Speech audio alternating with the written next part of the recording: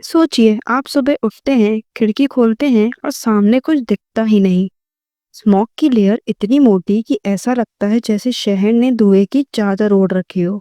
और फिर न्यूज़ में आता है दिल्ली AQI 550 सीवियर कैटेगरी। मतलब सांस लेना भी अब हेल्थ हैजार्ड बन गया है। ये सिर्फ हवा नहीं, ये जहर है। और सबसे शॉकिंग बात, हम खुद इस हवा को जहर बना रहे हैं। दिल्ली भारत की राजधानी, पर साथ ही दुनिया की सबसे पोल्यूटेड सिटीज में से एक। वर्ल्ड हेल्थ ऑर्गेनाइजेशन के हिसाब से PM 2.5 लिमिट है 5 माइक्रोग्राम्स पर क्यूबिक मीटर।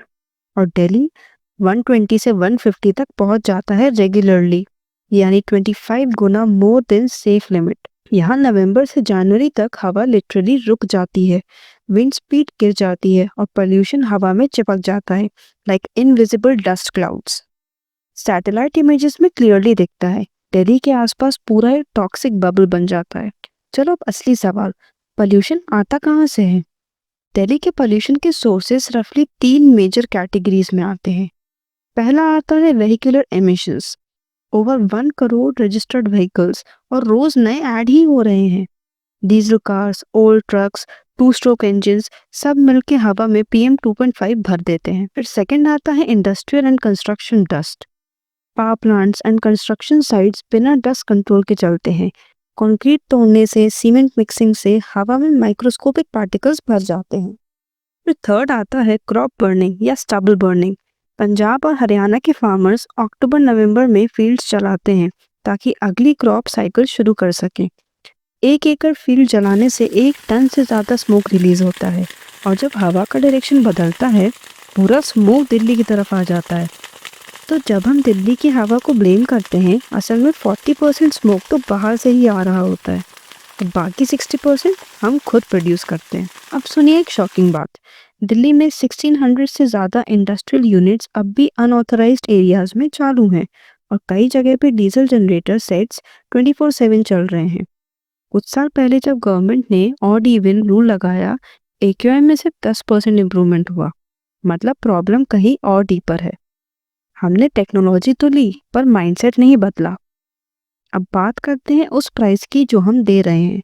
हर दिन दिल्ली के आधे से ज़्यादा लोग रेस्पिरेटरी प्रॉब्लम्स फेस कर रहे हैं।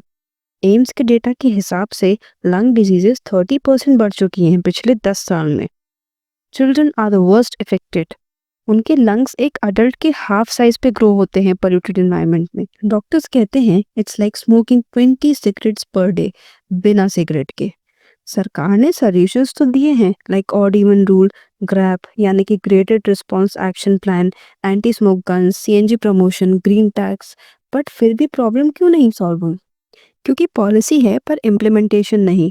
एग्जाम्पल, स्टबल बर्निंग रोकने के लिए मशीन्स दिए गए पर फार्मर्स के पास उन्हें चलाने का पैसा नहीं था, तो उन्होंने दोबारा फील्ड चला दिए। और दिल्ली, हरियाणा, पंजाब के गवर्नमेंट्स एक दूसरे पे ब्लेम गेम खेलते रहे। मीनवाइल हम सब स्मोक पी रहे थे फ्री ऑफ कॉस्ट। लेकिन होप अब भी है। इलेक्ट्रिक व्हीकल्स का एक्सपेंशन दिल्ली में फास्ट हो रहा है। CNG और बायोफ्यूल इनिशिएटिव्स भी बढ़ रहे हैं। प्यूसा डिकम्पोजर जैसे इनोवेशंस फार्मर्स को बर्निंग से दूर रखने की कोशिश कर रहे हैं। स्मॉग टावर्स एक्सपेरिमेंट चल रहे हैं। दो रिजल्ट्स तो अभी मिक्स्ड हैं। लेकिन सबसे बड़ा सोल्यूशन है पब्लिक अवेयरनेस। जब तक हम खुद अपने एक्शंस नहीं बदलेंगे, पॉलिसीज का कोई भी फायदा नहीं है। तो अगली बार जब आप सुबह दिल्ली में सांस लो या स्मॉग देखो या AQI ऐप चेक करो, याद रखना ये सिर्फ नंबर नहीं, ये वार्निंग है। अपने घर पे प्लांट्स लगाओ, कारपूल करो और सबसे इम्पोर्टेंट, लोगों को बताओ कि ये सिर्फ दिल्ली का नहीं, हम सबका इशू है। बिकॉज अगर हमने अब एक्शन नहीं लिया तो फ्यूचर में मास्क फैशन नहीं, नेसेसिटी बन जाएगा।